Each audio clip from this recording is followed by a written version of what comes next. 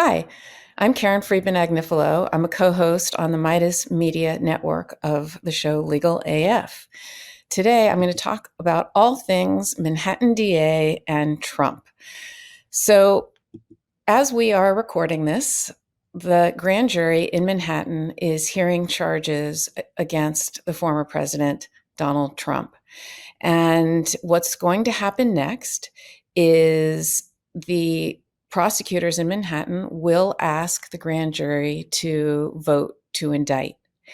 And the case that they are considering is the case involving hush money payments to Stormy Daniels through Michael Cohen, his lawyer at the time, Trump's lawyer at the time. Hush money payments in and of themselves is not a crime, but the way Trump recorded them in his books and records is what makes it a crime. He hid that it was to be paid to her directly. It was recorded as legal fees, which they are not. But that only makes it a misdemeanor crime. What makes it a felony in New York, and the crime is called falsifying business records in the first degree. What makes that fraudulent entry of a business record a felony in New York is if they're doing it to cover up a crime.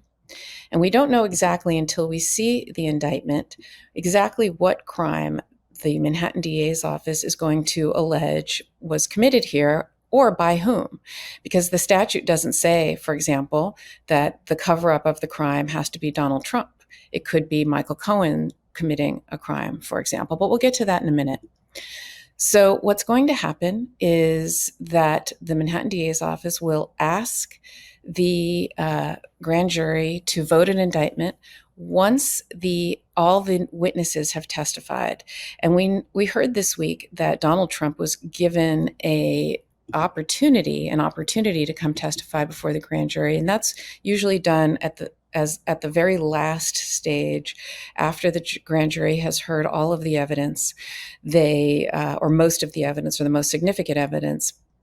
Then they give the defendant notice to see if he wants to come in and give his version of the story. Now, why give notice? Because does a defendant have a right to testify before the grand jury?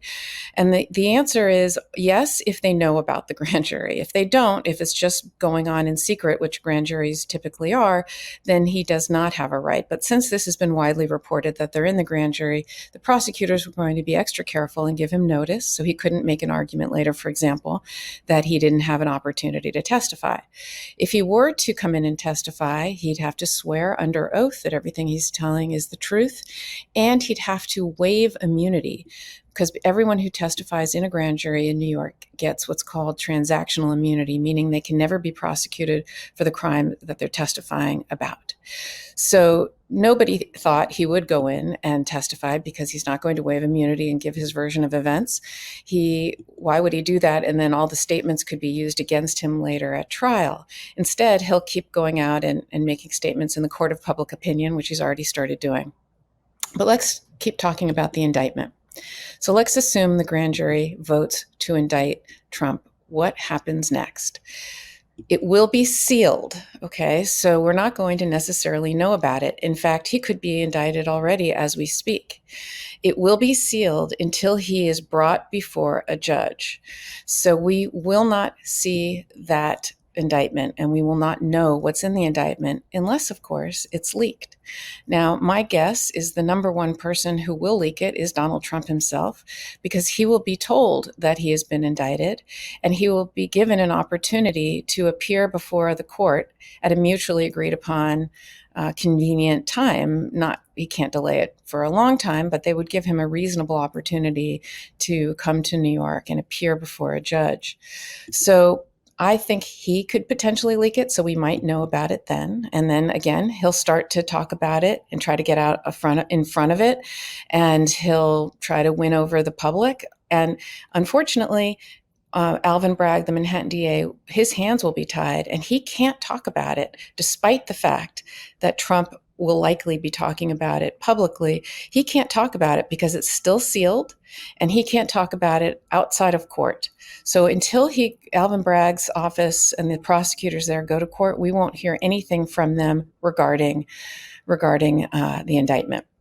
It could also be leaked by other people, obviously, grand jurors, although they're not supposed to, could, or others in the court system potentially could. Again, they could all get in trouble, but I'm just guessing of different ways that this information can get out.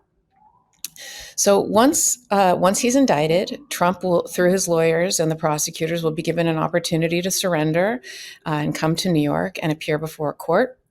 He'll have Secret Service with him at all times. He'll have to be fingerprinted like everybody else when they're arrested. He will be processed, which includes a mugshot being taken, which we probably will not see. And he will be brought before a judge. I doubt he'll be handcuffed. Most defendants are, but I doubt that'll happen here.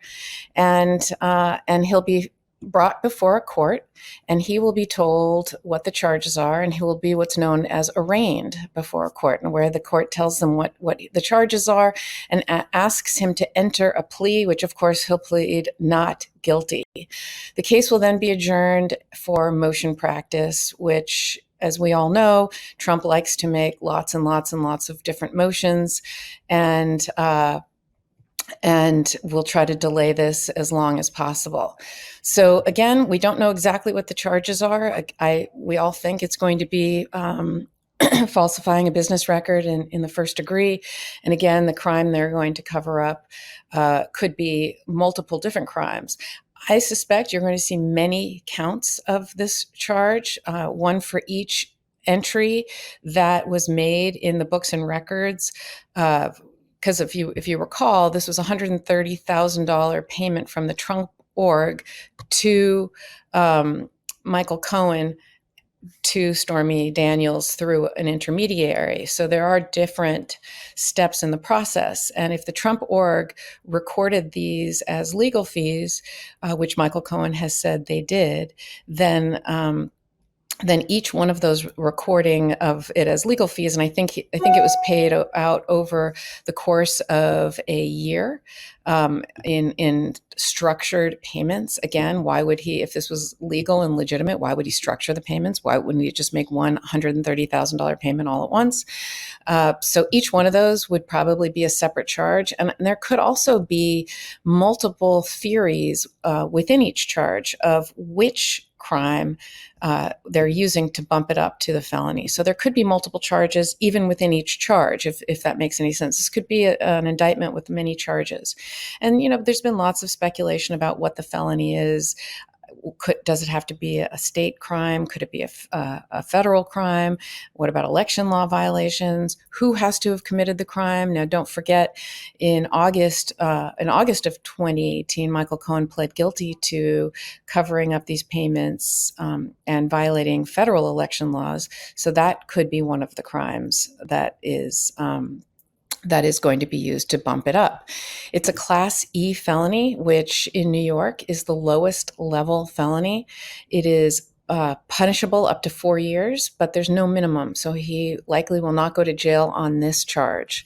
Many people are asking, why is this case going first? There's lots of criminal cases that are being investigated and pending to decide whether or not charges are going to be brought. There's a couple other cases in New York, both in the federal prosecutors and state prosecutors are looking at various charges against Trump potentially in New York.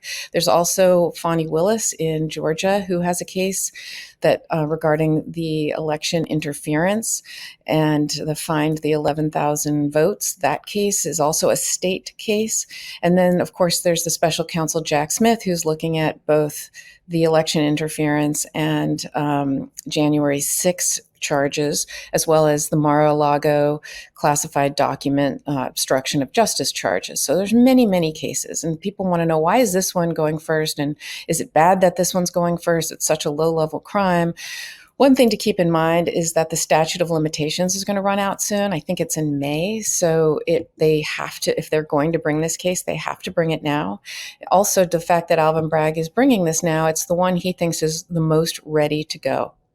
Now, one of the arguments Donald Trump is going to make is that the statute of limitations has already run because there was a period of time when Donald Trump was continuously not in New York. So, for example, when he was president, and New York allows that time to be excluded. He will argue that it should be included. So that's something a judge is going to have to rule on.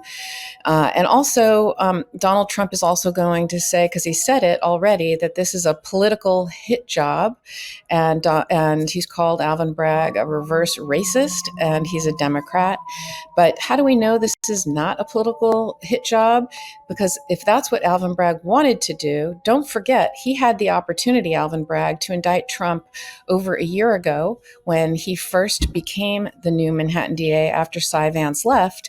It's been widely reported that there was an investigation into Donald Trump's valuation of assets, and that there were prosecutors in the office who felt that that case was ready to go in the grand jury. Alvin Bragg reviewed the evidence himself and decided that it wasn't ready yet, just like Cy Vance, who also didn't bring the case yet.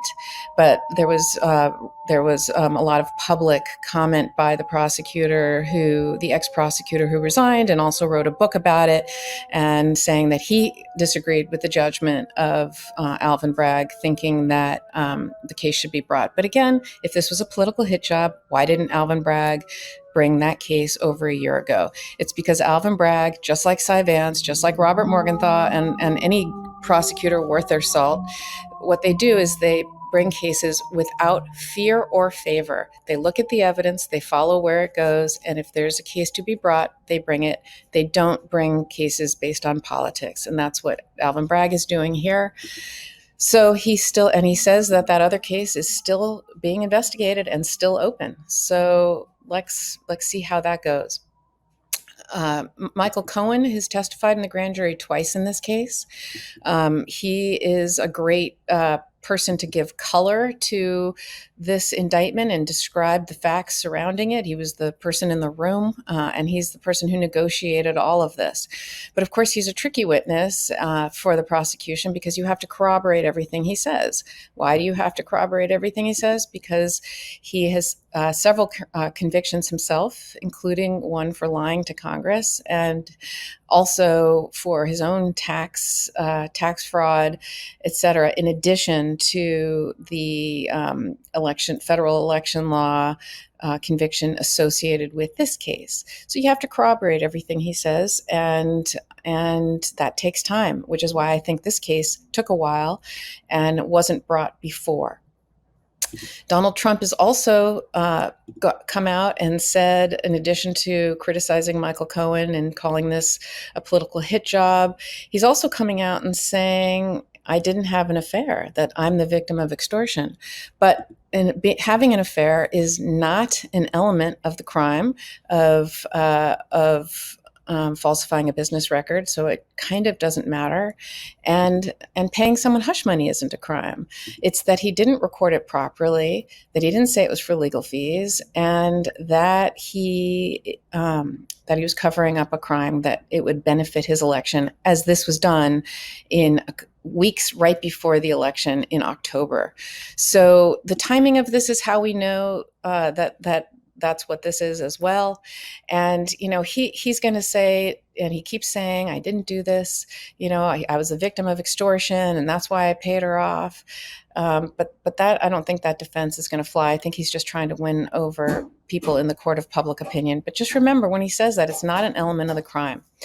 And if he was a victim of a crime, why wouldn't he go to the police? Why wouldn't he just say, you know what, she's a porn star. Who's going to believe her over me? I did not do this, and she's lying, and she extorted me. Go after her that way. She's not the first person to accuse him of this. So, I don't quite understand this whole, it's embarrassing. It's an embarrassment, and that's why I paid it story. This man is not embarrassed by anything. His Access Hollywood tape where he talks about how he, forcibly kisses women without their consent or without asking for consent and grabs them by the you-know-what. This man isn't going to worry about being accused of something by by somebody who he is calling names and unattractive and is a porn star, he will disparage her the way he already has. But what is he doing? He's testing out these court of public opinion defenses, and he's coming out and saying all these things. And we'll see how they go. I could see him firing his current lawyers and changing his theory if this doesn't go over well. So, this is a case that, we will expect him to come before a New York court. We think that he will voluntarily come to New York. Some people have asked, can he refuse to come? Can New York arrest him in Florida? Can Ron DeSantis refuse to cooperate with New York? But that is not possible. He can delay coming, but he can't stop it. There's two ways that he could be required to come here. There's something called interstate extradition, which is required by Article 4, Section 2 of the U.S. Constitution, which forces the extradition process, between states. And there's also an interstate agreement of detainers that requires this agreement between states. And, the standard way to extradite someone is just an agreement between the governors of each state. So what happens if DeSantis refuses to sign the paperwork? It's really administrative and ministerial, but let's say for argument's sake, since, he's almost as lawless as Trump, let's say he just refuses to sign this. There is a second way to extradite him, and it's called a warrantless pre-requisition arrest. I think prosecutors would go to Florida and they don't have jurisdiction. No one in New York, law enforcement, has jurisdiction to arrest someone in Florida, but they would work something out with Florida law enforcement and have him brought before a judge, and a judge would have to order him to come to New York. But I don't see that happening. I think he's going to come here voluntarily and go through the arrest processing and see a court and be indicted. Lots of people are also asking, will this prevent him from running for president or being president? And the answer is no. Even if he's indicted and convicted, nothing prevents him from running for president or being president. And so, unfortunately, I don't know that this is the case that's going to be holding him accountable. I don't even know that he'll ever serve a day in jail with respect to this case. But I think he will be charged with an indictment very shortly. I think we're going to hear about it soon. And he's going to have to face these charges in New York. I also think that very quickly we'll see other charges coming from other jurisdictions. And we might even see new charges coming from the Manhattan DA when they're ready to bring other cases that they're looking at. So that's what you have. That's the Manhattan DA's office and Trump Indictment 101. Thank you for listening, and tune in every Wednesday and Saturday to Legal AF on the Meidas Media Network. I'm Karen Friedman Agnifilo. Thank you for joining me today. At MeidasTouch, we are unapologetically pro-democracy, and we demand justice and accountability. That's why we're spreading our message to Convict 45. That's right, gear up right now with your Convict 45 tees and pins at store.meidastouch.com. That's store.meidastouch.com.